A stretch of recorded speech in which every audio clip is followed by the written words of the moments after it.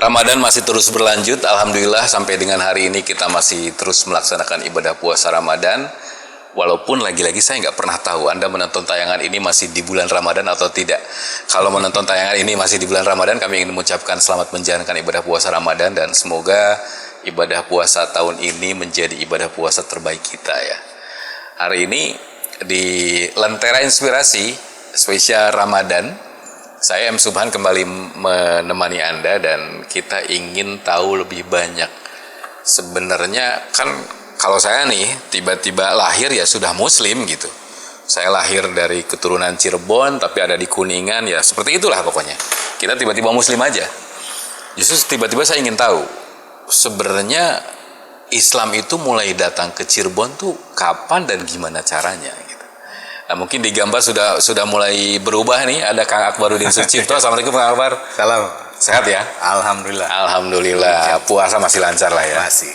Itu Kang. Jadi kita kan taunya ya udah kamu lahir Islam udah gitu. Ya. Walaupun memang kita tidak akan ngomongin soal akidahnya ya, kenapa kemudian jadi Islam dan seterusnya. Tapi mungkin yang menarik buat saya adalah kapan sebenarnya Islam itu masuk ke Cirebon dan sekitarnya, atau mungkin nanti lebih luasnya. Kalau kita bicara Cirebon berarti apakah termasuk daerah penyangganya atau tidak? Atau kita bicara Cirebon saja dan seterusnya. Boleh Kang, dimulai Kang. Baik, terima kasih Pak. Pertanyaan ini sebetulnya termasuk pertanyaan saya juga. Oke. Pertanyaan saya juga. Kenapa saya mengatakan ini adalah pertanyaan saya juga? Karena terus terang saja, mohon maaf, ketika dalam obrolan ini saya akan bercerita tentang A, B, C, D, perjalanan dakwah Islam dan sebagainya. Kadangkala secara akademik atau secara keilmuan kan pasti kita ini membutuhkan misalnya sumber informasinya yang otentik, yang akurat dan apa. Cuma kalau bagi saya sederhananya begini Pak, kadang-kala saya sering guruan dengan teman-teman itu kan gini, saya ini kayaknya sih salah masuk lorong waktu. Kok bisa? Saya salah masuk lorong waktu. Sehingga saya bercerita 600 tahun yang lalu, bercerita mungkin 1000 tahun yang lalu, seolah-olah ada di depan mata. Jadi sebelumnya saya minta maaf karena artinya apa yang saya sampaikan ini sebetulnya cuma memindahkan tradisi lisan. Apa yang sudah disampaikan oleh para sepuh dahulu, orang-orang yang pernah saya ketemui dan sebagainya untuk kemudian disampaikan. Walaupun dalam Islam misalnya itu pun juga harus dikontrol dengan ketat. Artinya kapasitas saya juga diuji. Pernah berbohong tidak? Iya. Karena ini kan salah satu cara untuk menentukan sebuah hadis benar atau tidak. Ada dalam metodologi ilmu hadis dicek dulu, dirunut gitu ya. Suka berbohong tidak, dan kalaupun informasi yang keluar dari saya itu kuat atau lemah. Nah, tapi kembali kita ini sudah mengalami keterlanjuran seolah-olah kalau bicara ilmu-ilmu yang lain itu bukan agama. Jadi menariknya. Jadi santai aja. Jangan terlalu serius. Anggaplah ini sedikit informasi atau sedikit pengetahuan yang memang itu pun juga harus ditinjau ulang kan. Jadi walaupun saya menyatakan dan saya menganggap itu benar, tapi itu juga pasti ada salahnya. Walaupun saya misalnya informasinya ternyata salah sampai kemudian dikomplain ya, disomasi dan sebagainya, tapi ya mungkin juga ada benarnya. Jadi sederhananya begitu. Ini sekedar prolog Pak. Yang jelas kalau sudah bicara soal Cirebon itu memang bagi saya luar biasa. Luar biasanya sederhananya begini. Cirebon itu pernah punya pengalaman jadi negara. Nah itu yang membedakan dengan wilayah-wilayah lainnya. Jadi jangan cemburu dengan Cirebon. Karena Cirebon itu pernah punya pengalaman jadi negara.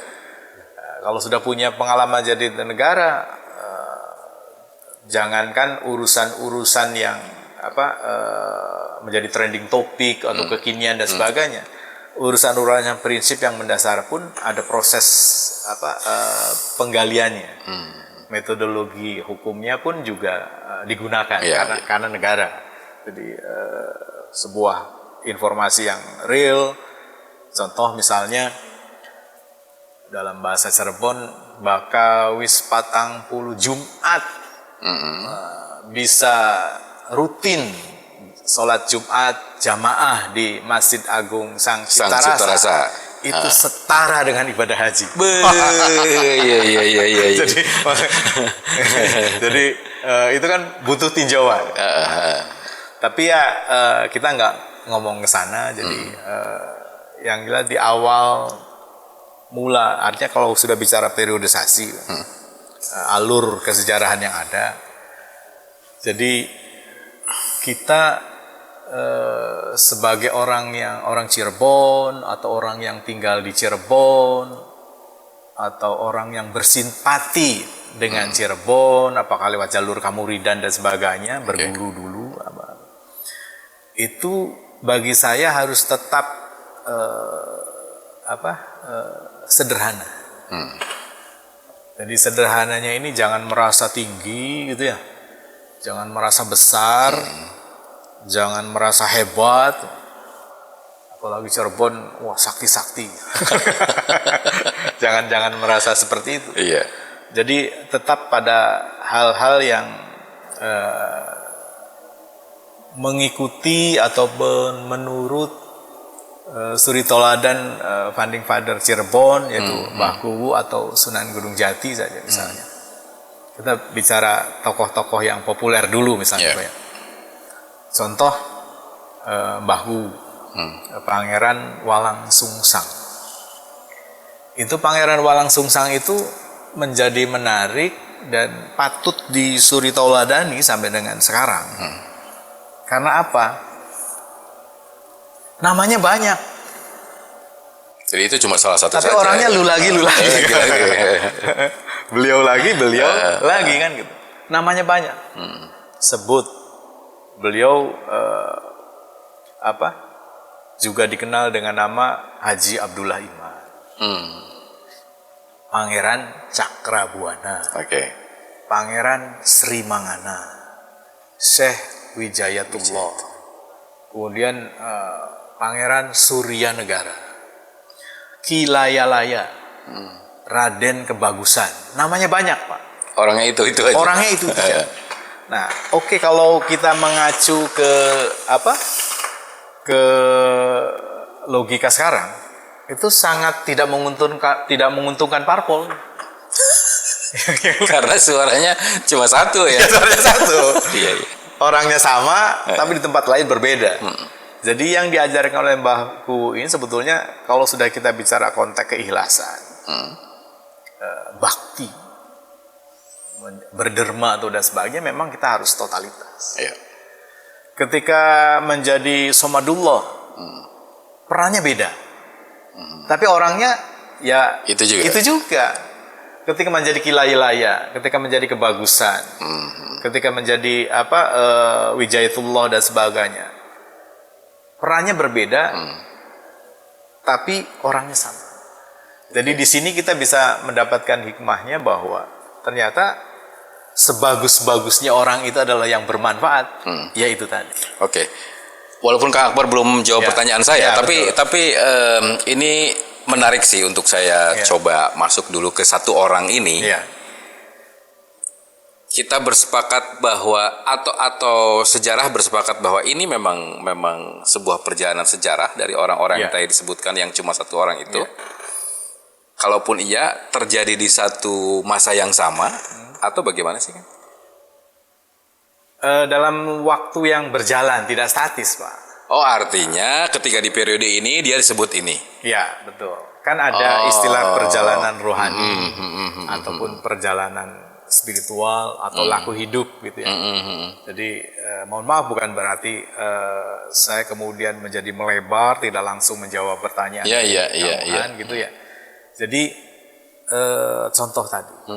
Nah, sekarang keponakannya yang menjadi sultan ataupun raja atau Sinun Cirebon, yaitu Syarif Hidayatullah atau Sunan Gunung Jati. kenapa Sunan Gunung Jati tiba-tiba menjadi hakim dari sebuah persidangan yang kalau luar biasa. Kenapa saya menyatakan luar biasa? Misalnya kasus yang pertama, mengadili pamannya sendiri.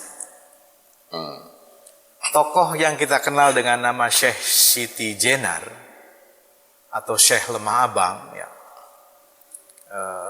Syekh Abdul Jalil gitu ya. Itu kalau garis nasabnya dibuka, lungguhnya itu dalam kekerabatannya itu setara dengan ayahnya beliau. Jadi Siti Jenar itu ya pamannya Sunan Gunung Jati. Sunan Gunung Jati. Kemudian ketika Syekh Siti Jenar diadili misalnya, kok kenapa ya paman kok bersedia diadili oleh ponakannya? Kalau sekarang kan lu aja waktu sunat emang yang gendong-gendong. Masa sekarang kamu mengadili? Ya lu tak mengadili kan gitu ya. Iya. Nah itu dari sisi itu. Ternyata ketika sesuatu itu ditaruh dan kemudian ditinjau bagaimana sisi hukumnya, ya, bagaimana sisi keilmuannya, dan kemudian juga bagaimana sisi etiknya. Kalau bahasa sekarang etikanya, etik. Ternyata Syekh Siti Jenar angkat topi untuk ponakannya itu. Jadi makomnya Sunan Gunung Jati itu kalau bahasa gurau, karena saya pernah jadi RT Pak. Pernah jadi RT. Jadi yang namanya orang sedang wiridan, ya, sedang asyik masyuk, bercengkrama dengan Tuhannya. Ya. Itu kan persis kayak kita sekolah lagi ujian. Jangan berisik. Ada ujian. Ada ujian. Jangan diganggu ya. Kan harapan kita kan begitu. Iya. Tetapi yang terjadi pada Sunan Gunung Jati kan berbeda. Sudah sampai ke makom langitan, tapi problematika kerakyatan yang di bawah dilayani. Jadi tidak asyik dengan kenikmatan dirinya bercengkrama dengan Tuhan, Tuhannya. tapi hablum minanasnya, hubungan antara manusia itu juga disentuh. Nah ini yang menarik dengan itu tadi. Nah potret perjalanan Islam kemudian akhirnya bisa masuk ke Cirebon itu hadir karena adanya sikap-sikap ini. Ketika di Sunan Gunung Jati Jumenengan saja, jadi Sayyidina Syekh Syarif Hidayatullah Khalifatullah istilahnya menjadi Sayyidin Panatagama tanah Sunda. Islam di sini belum jadi mayoritas, Pak. Saat itu. Iya. Tapi sudah ada. Sudah ada. Jadi artinya walaupun belum jadi mayoritas, tetapi masyarakat di wewengkon Kebon Pesisir waktu itu ya mengakui. Kalau kita buka sejarah Nabi misalnya, kejujurannya. Integritasnya. Iya. Ini mah nggak membeda-bedakan tamu. Tablik Patonah itu udah ada. Sudah ada. Iya. Makanya kemudian match langsung connect. Sebentar, itu berarti perkiraan tahun sekitar 1400-an. 1400-an. 1400-an. Nah, adapun seperti yang ditanyakan oleh Nauhan misalnya, sebetulnya sejak kapan sih? Ini yang kemudian menjadi menarik. Karena kalau sudah bicara sejak kapan, maka pertanyaan lanjutannya kita mau pakai versi yang mana? Iya. Kalau bahasa sejarah kan itu. Pasti dulu kan, pengen apa dan sebagainya. Jadi versi-versi yang mewartakan bahwa Islam masuk di Cirebon itu memang tidak satu, Pak.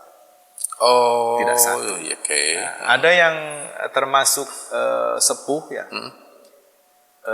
Kalau kita semua pernah mendengar ada konflik yang memicu perang antara Pajajaran dengan Majapahit, pasti ikatannya sama, yaitu perang Buban.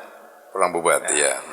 Di sela-sela antara perang Bubat ini, jadi di Sunda itu keluarga kerajaannya, ayahnya bernama Prabu Linggabuana. Beliau punya anak perempuan yang ternyata disukai oleh Prabu Hayam Wuruk. Oke. Nggak tahu cara mencintai atau kenalnya di mana gitu. Saat itu ya. Zaman itu. Iya. Yang kalau ke Surabaya harus berminggu-minggu. Berminggu-minggu. berbulan-bulan kan. Jadi Prabu Hayam Wuruk ini ingin menikah dengan Dewi Citraresmi Sang Dyah Pitaloka, putra Prabu Linggabuana. Nah, di antara keluarga Sunda ini ada sosok adik dari Dyah Pitaloka yang dikenal dengan namanya itu Niskala Wastu Kancana. Niskala Wastu Kancana. Nah, Linggabuana ini juga punya adik.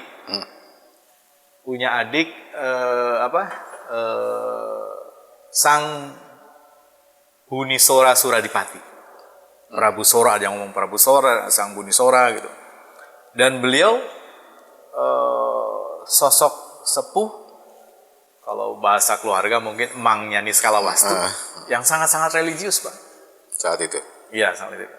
Nah, Sang Bunisora Prabu Sora Suradipati ini punya anak. Namanya Pangeran Bratalegawa. Nah, Bratalegawa inilah yang kemudian dikenal dengan nama Haji Purwa. Jadi kalau ada arisan haji di Jawa Barat, di Tatar Kulon, nama yang pertama muncul itu Bratalegawa. Haji Purwa. Haji Purwa. Nah, artinya sejak itu Islam sudah ada. Ya kan? Islam sudah ada. Nah, Niskala Wastu Kancana yang dalam sejarah diidentikan dengan keyakinannya Hindu atau apa gitu ya, atau agama Sunda Karuhun apa gitu ya. Itu diaping, diatik, dititipkan kepada pamannya yang seorang haji. Nah, Sunan Gujoti masih jauh, Pak. Iya, itu masih jauh. Cirebon masih ini ya. Nah, di era ini nih, di era Haji Purwa ini, maka kemudian akhirnya kita juga akan mengenal bahwa ternyata ketika bicara morfologi Cirebon gitu ya, ada tempat-tempat yang kadang tidak populer karena kisahnya agak pelan, artinya tidak terlalu disiarkan begitu populer gitu ya. Jadi Haji Purwa ini lah yang kemudian ketika bicara liftingan ya, kesetaraan ataupun periodisasi yang ada itu, ketika Linggabuana dan Dewi Citraresmi Sang Dyah Pitaloka itu gugur di Bubat, menurut versi sejarah yang diyakini oleh masyarakat Sunda itu adalah benar ya. Maka Niskala Wastu Kancana ini kemudian diatik oleh Haji Purwa, Bratalegawa.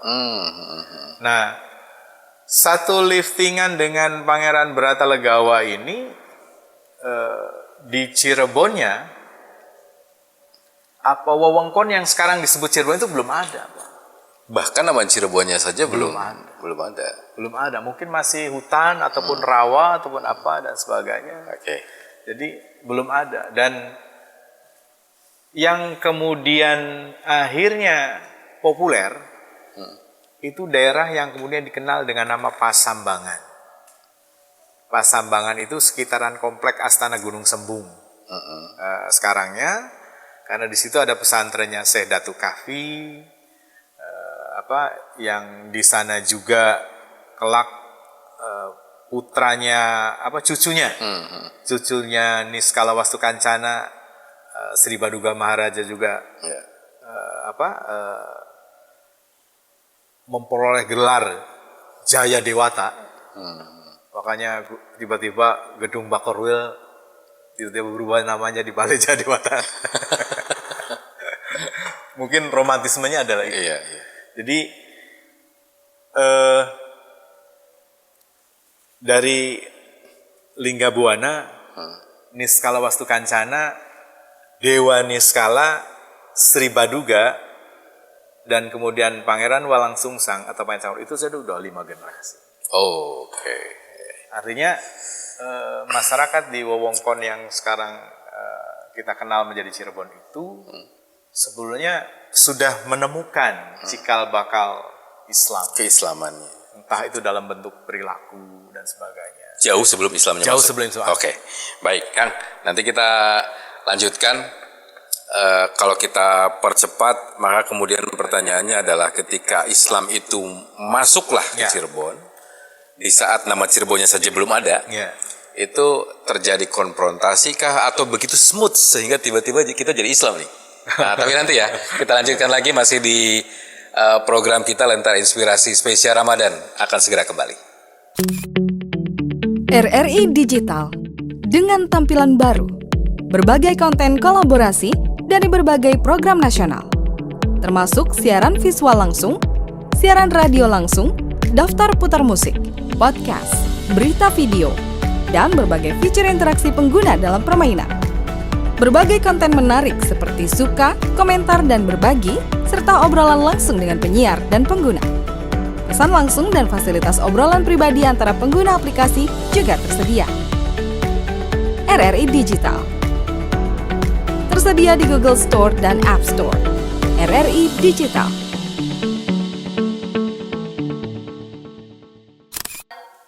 Ini sesi kedua, Anda masih mendengarkan dan juga menyaksikan Lentera Inspirasi Spesial Ramadan.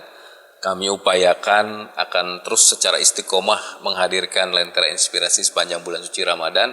Dan tentu sepanjang 2026 juga Lentera Inspirasi akan hadir menemani Anda. Hanya ini memang momennya bulan Ramadan, jadi kami ingin lebih banyak menghadirkan sesuatu yang bernuansa Ramadan. Termasuk juga tadi di sesi pertama Kang Akbar sudah menjelaskan begitu runut ya orang-orangnya, masa-masanya dan seterusnya. Walaupun mungkin kalau kita coba masukkan semuanya, durasi kita nggak cukup. Ya.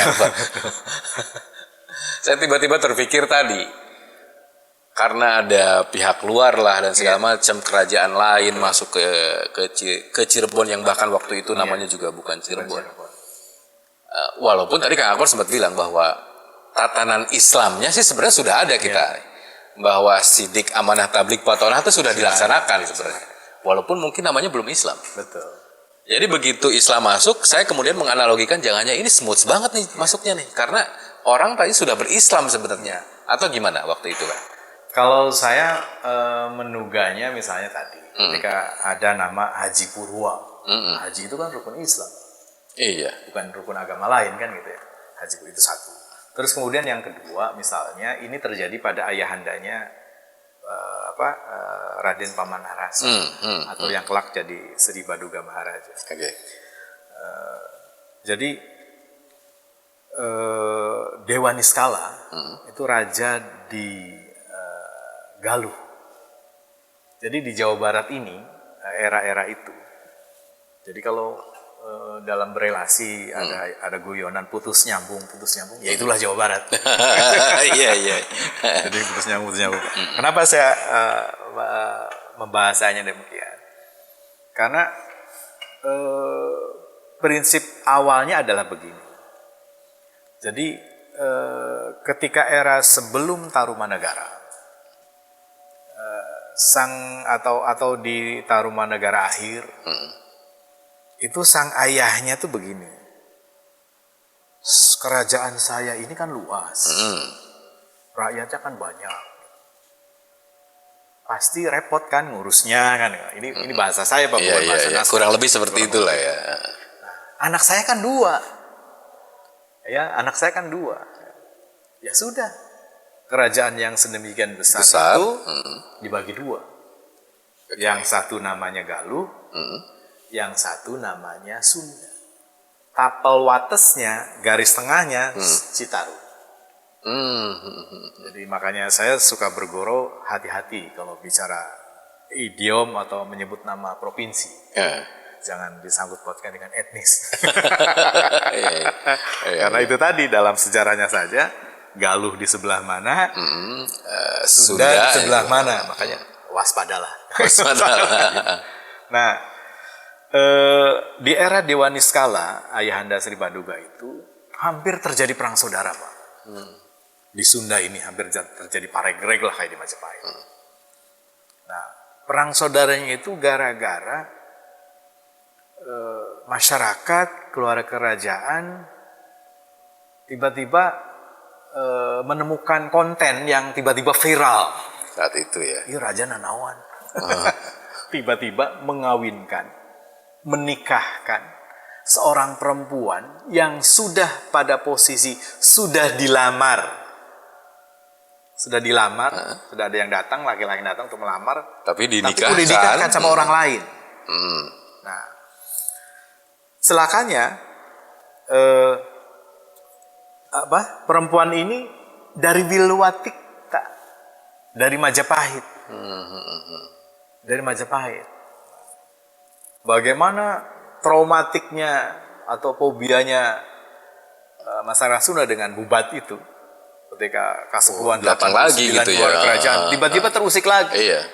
Nah, Dewa Niskala dianggap melanggar adat. Oke. Sekarang yang namanya aturan hukum perempuan yang sudah dilamar tidak boleh dinikahi, itu kan Islam. Ya kan? Nah, terus kemudian lagi begini. Polemik ini kemudian sampai memantik untuk kemudian hampir saja terjadi perang saudara. Jadi di Sungai Citarum, bala tentara Galuh sudah berjejer. Kemudian di sebelah timur ya, di sebelah baratnya Sunda sudah siap. Tetapi kembali kita beruntung punya orang tua, punya kasepuhan. Jadi beruntunglah bagi siapapun yang punya emang ataupun uak atau orang tua yang bijak. Kalau cara Sundanya, ini nanawan nih. Sampai ribut-ribut kayak gini tuh ya. Dan luar biasanya lagi, ketika ada konflik ini, malah kemudian yang terjadi adalah Dewa Niskala dipecat jadi raja di Galuh. Dari Raja Galuh. Kemudian susuk tunggalnya pun dipecat jadi raja di Sunda. Oh, jadi dua-duanya malah jadi. Dia dua sepupu, dua kakak beradik ini kan, sepupu juga kakak beradik kan saudara. Betul. Yang hampir berantem nih, itu malah dipecat. Sekarang kalau pakai supremasi tata kelola negara sekarang, ada partai, ada DPR, ada MPR, siapa yang bisa melengsarkan pucuk pimpinan? Kan gitu, betul. Nah, ketika ini dilengserkan karena dianggap melanggar. Jadi stressingnya itu bukan pada konteks hukumnya, tapi lebih kepada etiknya. Ngerakeun gitu, memalukan Sunda atau memalukan Galuh gitu pada konteks ininya. Nah, ini kan juga spiritnya kan spirit Islam. Spirit Islam. Ada walaupun sah di mata hukum, tapi secara etik tidak elok, pasti itu tidak akan dilaksanakan, Pak ya. Contoh sederhana, kita beli pispot yang masih baru, masih steril, belum dipakai untuk belum digunakan lah. Untuk yang sakit atau apa. Terus kemudian karena kita saking senengnya beli pispot itu kan menarik, buat nyeduh kopi yang paling top. Lalu disandingkan ke tamu, mangga Bapak silakan ngopi kan. Kira-kira sang tamu bagaimana ketika melihat mereka tiba-tiba beliau-beliaunya disuduhi dengan pistol itu. Nah, itu karena tempat itu menentukan sifat. Nah, yang menjadi menarik ketika mengambil policy kebijakan yang ekstrim, memecat itu kan ekstrim. ada juga solusinya. Jadi ternyata kasepuan di kita tuh punya solusi ketika akhirnya Dewa Niskala ditanya, Ujang boga anak laki-laki? Ada Pak? Iya, Pamanah Rasa. Ininya juga ditanya kan Pak? Punya anak laki-laki tidak? Punya. Bah, ada Kentring Manik gitu. Akhirnya dinikahkan. Oh. Dinikahkan. Nah, ketika dinikahkan, kemudian kelak di kemudian hari yang tadinya terpecah jadi dua ini oleh Sri Baduga Maharaja disatukan lagi kembali. Dan ketika ibu kotanya berpindah dari Kawali ke Bogor, yang kemudian dikenal dengan nama Galuh Pakuan Pajajaran. Jadi spirit atau nilai-nilai Islam saya melihat sudah sejak jauh lama itu tertanam. gitu ya. Ketika Sri Baduga Maharaja menikah dengan Nyai Mas Ratu Subang Keranjang, ya kan? Itu juga mas kawinnya Lintang Kerti. Ya betul. Tasbih Iya. untuk wiridan. Apa? Nah, kalau tidak ada spirit Islam, nggak mungkin ke situ. Iya kan? Ya. Nggak mungkin. Lintang Kerti ataupun apa. Jadi artinya Islam sudah ada. Dan saya termasuk yang punya keyakinan bahwa terlepas para kasepuan atau dulur-dulur di Sunda punya pemahaman lain bahwa Sri Baduga itu ngahiang. Bagi saya tidak. Oke. Ya. Karena konsekuensi berpindah agama itu, wah, minta ampun pahitnya. Betul. Karena ketika orang berpindah saja, keyakinannya sudah ada di puncak. Masa harus pindah lagi? Harus pindah lagi. Harus kita cari puncak-puncak yang lain.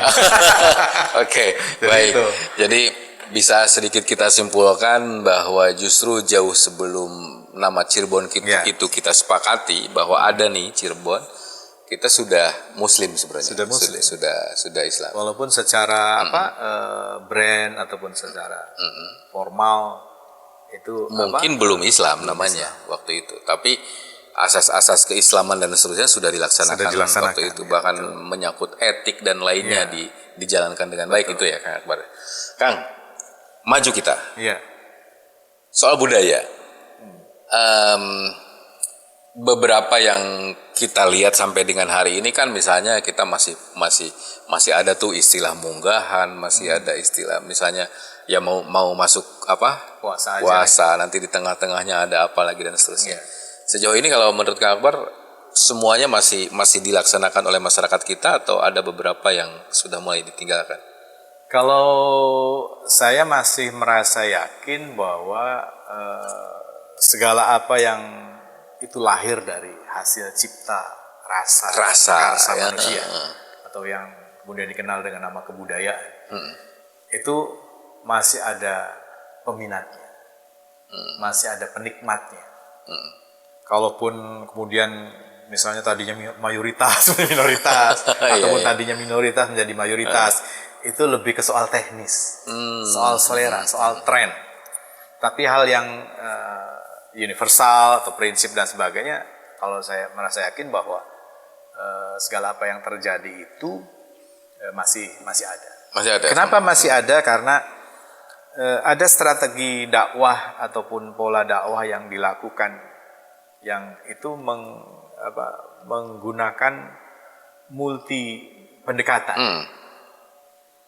Jadi kalau sudah bicara dakwah Islam, itu tidak berarti tokohnya satu. Kalau bicara pengalaman Cirebon, kenapa di awal saya ngomong Cirebon pernah punya pengalaman jadi negara, jadi sampai kemudian awalnya Sunan Gunung Jati dinobatkan masih belum mayoritas ya, tapi ketika sudah dinobatkan sudah menjadi mayoritas, tapi yang minoritasnya pun masih ada. Masih tetap dihormati gitu, Nah, bagi saya ini karena strategi yang digunakan itu menggunakan cara-cara yang baik. Nah, cara-cara yang baik ini misalnya itu misalnya di masa lalu ada cara-cara yang baik. Nah, cara-cara yang baik di masa lalu itu tidak dihilangkan, Sampai hari ini. tidak dihakimi, tidak dihukumi dengan stigma-stigma bid'ah lah Bid'ah. atau apa dan sebagainya. Iya, gitu. iya, iya. Tapi kemudian substansinya, kontennya itu diislamkan.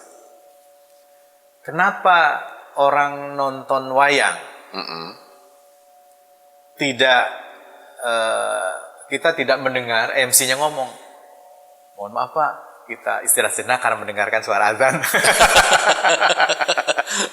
Ya kan? Iya. MC-nya nggak ngomong. Lanjut aja. Tapi kalau di tontonan kontemporer sekarang, apakah di organ tunggal ataupun apa, Berhenti kok. berhenti kan, Berhenti. menghormati. Karena apa? Karena pertunjukan wayang, dalangnya aja kan ngudal-ngudal piwulang, mengulang-ulang nasihat. Nasihat. Ya. Itu dilaksanakan jam tayangnya itu dari mulai selesai sholat Isya sampai menjelang subuh. Jadi nggak keganggu. Tidak keganggu. Nah, artinya disinilah bagaimana hukum harus ditegakkan dengan sebenar-benarnya dan seadil-adilnya. Proporsionalitas dan profesionalitas penegakan sebuah organisasi hukum inilah yang kemudian itu menjadi pengalaman Cirebon di masa lalu. Karena ini lahir dari pertama sosok Sunan Gunung Jati yang sebagai umaro dan juga ulama. Ya, artinya bagaimana pertimbangan ulama, pertimbangan umaro untuk melahirkan sebuah produk hukum di Cirebon itu ditetapkan, itu dilakukan. Terus kemudian sosok Pangeran Walang Sungsang atau Mbah Ku yang notabene sebagai, kalau sekarang sih mungkin MPR-nya lah, MPR-nya. Yang sangat bisa mewakili representasi masyarakat yang ada. Nah, terus kemudian di lipatan ini ada Sunan Kalijaga.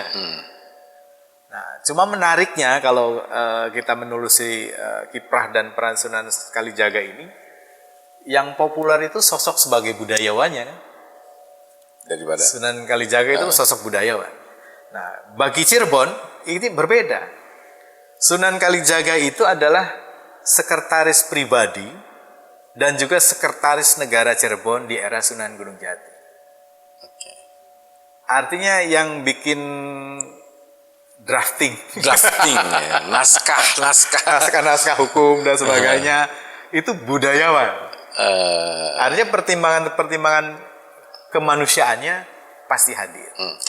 Nah, inilah yang kemudian menyelamatkan Cirebon sehingga walaupun kita masih menemukan ada istilah-istilah munggahan, ngunjung buyu, sedekah laut kok disedekahin, kalau dari bahasa itu kan, atau sedekah bumi. Karena kembali kalau selagi masih di dunia, kita tahu ada amalan yang paling baik itu kan sedekah. Nah, entah itu bentuknya kepala kerbau ataupun apa yang dilarung ke laut. Judulnya sedekah. Ketika judulnya sedekah, ya kita mikirnya jangan repot-repot. Karena kepala kerbau itu pasti ketika masuk ke laut dia makan. Kalau ikan-ikan atau plankton. Mereka kan juga makhluk Allah kan gitu ya. Nah, disitulah bahwa kenapa lugdag ya, bedug gitu kan masuk Ramadan pakai titi mangsanya adalah titi mangsanya itu. Ada ngirab kalau bulan safar dan sebagainya, ada bubur surah dan sebagainya. Nama-nama yang kalau bicara syariat nyari dalilnya bingung. Tapi yang jelas punya riwayat yang kuat dan itu substansinya adalah Islamisasi. Sebelum saya masuk ke soal tadi, mungkin nanti Kang Akbar bisa sebutkan satu atau dua kebudayaan yang saat itu ada dan sampai sekarang kita bisa sebutkan bahwa ini tidak bertentangan dengan keislaman. Tadi di awal saya juga sempat bilang, ketika Islam itu masuk, yang kemudian kita sebut Cirebon, apakah itu juga berarti masuk di sekitaran Cirebonnya? Kan kalau hari ini kita nyebutnya Ciayu Majakuning lah, paling tidak begitu ya. Berarti apakah daerah-daerah penyangga itu juga sudah melaksanakan keislamannya waktu itu atau ada waktu yang berbeda lagi? Secara konsep pola ataupun tata ruang misalnya gitu ya, ketika bicara apakah yang sekarang kita sebut Yang sebut, Ayu Mata ya, Kuning betul. gitu kan, sebetulnya bagaimana juga ya. Kalau saya agak menduganya begini, di istilah Sunda ada istilah puser daye. Pusir daya. Di Cirebon juga ada istilah puser bumi kan gitu ya. Nah, artinya ketika bicara pusaran, perkembangan itu lahir dari satu titik yang berputar. Jadi kalau statis ya tidak terjadi perkembangan. Betul. Cicing we mah Cicing kayak we di apa dinya. naon. Iya, Nggak iya. terjadi akan tidak terjadi perubahan karena diam saja. Tapi karena di Cirebon itu selalu wiridan, ya, selalu tawaf gitu kan. Maka Islam kemudian berkembang. Makin besar. Yang makin tadinya besar. dari Pakuwati, dari kebun pesisir, masuk ke Pekalongan, masuk ke, kalau bicara sistem ring, pola tata ruang di kota, dari mulai di lingkup Kutakosoda di istana, kemudian masuk ke Lawanggada, masuk ke Kutasirap, kemudian nanti masuk ke Jagabayan, masuk ke Tedeng, sampai kemudian masuk ke ke Jagapura. Itu kan lebih luas lagi kan. Lebih luas lagi. Masuk ke Japura, masuk ke Dermayu, masuk ke ke Kuningan. Ke Kuningan. Jadi berputar terus, dan proses ini kalau saya menduga sesuai dengan teori yang mengatakan bahwa setiap waktu itu kan pasti ada tokoh. Setiap masa itu ada tokohnya, dan tokoh itu pasti hidup di zamannya. Di zamannya. Makanya di sekitaran 600 tahun yang lalu, kalau bicara sejarah Cirebon ya tokohnya lebih dari satu. Jadi proses itulah yang kemudian kalau saya menemukan bahwa fenomena-fenomena yang ternyata kuat dan ternyata diakui secara kemanusiaan ataupun secara teori yang lain bagi masyarakat itu ternyata masih lestari dan masih ada Sampai dengan hari sampai ini. dengan hari ini. Itu, Pak. Lah sebelumnya berarti apa? Sebelum Islam kita apa sih, Kang? Kalau secara identitas formal ya, jadi memang di sejarah agama-agama di kita saya kan ada Hindu, ada Hindu Buddha, Buddha. Mereka yang lebih dulu ya, Bang? lebih dulu. Tapi sebelum ada Hindu dan Buddha itu ada komunitas spiritual yang mengidentikan seolah-olah itu adalah agama. Kalau di wilayah Jawa ini yang disebut dengan masyarakat Kapitayan. Nah, masyarakat Kapitayan ini menjadi menarik begini. Mereka kalau beribadah masuk ke dalam satu ruang, satu rumah yang menghadap ke barat. Oke, iya. Itu disebut sanggar. Tempatnya disebutnya sanggar. Ini belum Islam nih. Belum Islam ya. Islam. Sanggar. Terus yang bagian barat itu growok. Persis kayak tajuk. Iya, tajuk. Zaman sekarang musola, tengahnya kan growok kan. iya. Nah, itu sanggar. Terus kemudian mereka mengakui bahwa yang namanya Tuhan itu tidak bisa diserumpamakan. Oke. Tidak punya anak, apalagi mertua gitu ya. Iya. tidak ada jenis kelamin. Tuhannya tuh tunggal gitu. Jadi tidak ada yang lain-lain. Nah, terus mereka juga punya ritual, punya ibadah di waktu-waktu tertentu. Di waktu-waktu misalnya tertentu. puasa. Oke, iya. Sudah ditentukan waktunya. Mereka sudah punya aturan puasa. Puasanya itu mereka di hari kedua dan hari kelima. Hari kedua. Sekarang hari pertama dalam Islam apa? Ahad. Hari keduanya Senin. Hari ketiganya Selasa. Hari keempatnya Rabu. Hari kelima. Oh iya. Oke, Mereka sudah kenal puasa Iya. Senin Kamis. Padahal Islam belum datang, gitu tuh. Jadi Mereka meyakini sebuah kelompok apa tadi? Kapitayan. Kapitayan. Jadi mereka punya ritual itu.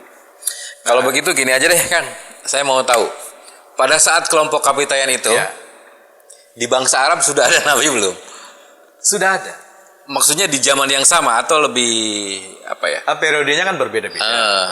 Nah, maksudnya begini, ketika tadi mereka juga sudah mengenal puasa. Tapi ini jauh sebelum Nabi kan? Sebelum Nabi Muhammad. Jauh sebelum Nabi artinya dia lebih dulu. Lebih dulu ya, lebih dulu. Lebih dulu. Oke. Jadi mereka sudah berpuasa Senin Kemis. Kalau cara kita sekarang. Iya. Terus kemudian lagi yang menjadi menarik adalah mereka juga sudah mengamalkan larangan molimo. Tidak boleh maling, tidak boleh madat. Ya ini syariat-syariat Islam yang kemudian setelah Nabi Muhammad lahir kan gitu ya. Nah, ini menjadi menarik ketika kemudian tinjauannya itu ditaruh kepada konteks sejarah agama-agama. Jadi daerah ketika sekarang menjadi Indonesia atau apa dan sebagainya, ada Malaysia dan sebagainya. Nah di era-era awal di sekitaran periode Nuh ataupun di awal-awal itu peradaban itu diduga bahwa masyarakat di Nusantara ini itu sudah populer seolah-olah dianggap punya agama Hanif, agama kebajikan yang mereknya belum Islam tapi sudah Islam. Karena di era cucunya Kanjeng Nabi saja, di era ketika pasca peristiwa Karbala itu kan sekitar 600-700an ya, 700an. Yazid bin Muawiyah bin Abu Sufyan ini, menurut Mas Agus Sunyoto, Ketua Pimpinan Pusat Almarhum Les Bumi PBNU, itu beliau mengatakan pernah berkunjung ke Jawa, ke Nusantara. Yang menjadi menarik, maksud dari Yazid ke sini itu kan untuk syiar Islam dan sebagainya, untuk mengecek apakah sudah ada Islam atau belum. Nah, ujiannya ekstrim dan nyeleneh. Tahun itu Yazid bin Muawiyah menaruh sekeranjang emas di 2 kilo. Kalau sekarang sih mungkin di lampu merah pemuda. Oke. Naruh 2 keranjang. Kemudian beliau pulang. Emang sengaja ditinggalkan. Ya. 2 tahun datang lagi. Masih ada. Kresek itunya dan emasnya masih utuh. Cuma bungkusnya sudah rusak. Tapi bongkahan emasnya masih ada. Masih ada, sudah rusak. Dan ketika diinvestigasi, oh ini rusak karena diinjak-injak oleh oknum, oleh orang. Gitu ya. Dilaporkan kan ke kerajaan. Yang menjadi rajanya itu adalah Ratu Sima. Nama kerajaannya Kalingga. Sekitaran abad ke-7 lah. Kalingga. Nah, ketika dilaporkan ke kerajaan, entah verifikator, semua turun atas nama kerajaan karena tamu kan, tamu kok tiba-tiba hilang tempat minum aja di kereta jadi urusan. Iya, Viral kan. Betul. Ini emas, bungkusnya diinjak-injak. Nah, ternyata begitu diinvestigasi pelakunya Adalah anaknya rajanya sendiri. Yang jadi pelakunya adalah anak raja, dan hukuman yang terjadi pada anak raja itu apa? Kakinya dipotong. Padahal ini emasnya nggak diambil Nggak diambil gara-gara merusak properti milik orang lain. milik orang lain. Iya. Nah itu kan sangat Islam. Oke. Sangat beretika. Sangat beretika. Jadi artinya itu tadi bahwa riwayatnya itu begitu sangat kompleks dan saling mengisi, dan kemudian akhirnya kita bisa merasakan sisa-sisa. Oke. Kang, ini harusnya saya punya waktu lebih banyak karena ceritanya akan sangat menarik, apalagi tokoh-tokohnya begitu banyak lah dan seterusnya. Cuma sayang saya menyisakan 2 menit ini, Kang. Tiba-tiba tinggal 2 menit aja ini. Sedikit saja supaya tadi yang nonton nggak kecewa, karena saya sempat bilang ada nggak satu satu kebudayaan yang mungkin kita niatnya tidak mencoba untuk nyambung-nyambungin dengan Islam, tapi yang dengan syariat Islam tuh sama sekali tidak bertentangan lah, paling tidak begitu. Apakah kira-kira? Kalau bicara satu, misalnya azan 7. Adzan pitu itu. Ya, azan pitu di Masjid Agung Syariah setiap Jumat itu adalah, kalau bicara azan kan satu orang saja selesai kan, kenapa harus 7 kenapa kan? harus gitu. 7? Ini kan mengada-ngada banget kan. Tapi ketika konteks ini ditaruh pada bahwa kita juga menghormati masa lalu, menghargai sejarah dan sebagainya, maka azan 7 itu lahir dari sebuah peristiwa untuk mengenang syahidahnya Nyimas Pakungwati yang berhasil menyelamatkan Sang Cipta Rasa dari sebuah aksi teror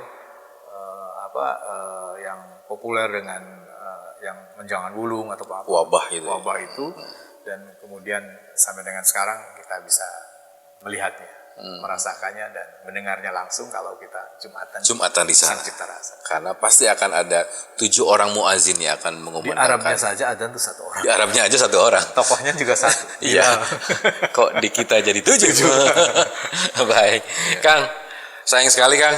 Saya sudah dikode untuk segera mengakhiri, tapi paling tidak yang kemudian saya ingat adalah ada yang lebih penting dari pertanyaan saya yang hanya sekedar kapan Islam masuk ke Tatar, Cirebon, kemudian ke Sunda dan seterusnya, yaitu adalah nilai-nilai Islamnya yang sudah lebih dulu ada sebelum Cirebon itu kemudian diciptakan atau kita bersepakat namanya Cirebon gitu. Kang, terima kasih banyak sudah hadir kali ini dan mudah-mudahan ini akan menjadi, ya paling tidak kalau buat saya ini jadi ilmu sekali nih, jadi tambahan informasi lah buat saya bahwa begitulah Islam pada saat itu begitu ya. Terima kasih sudah hadir dan juga pendengar serta pemirsa, terima kasih sudah menyimak.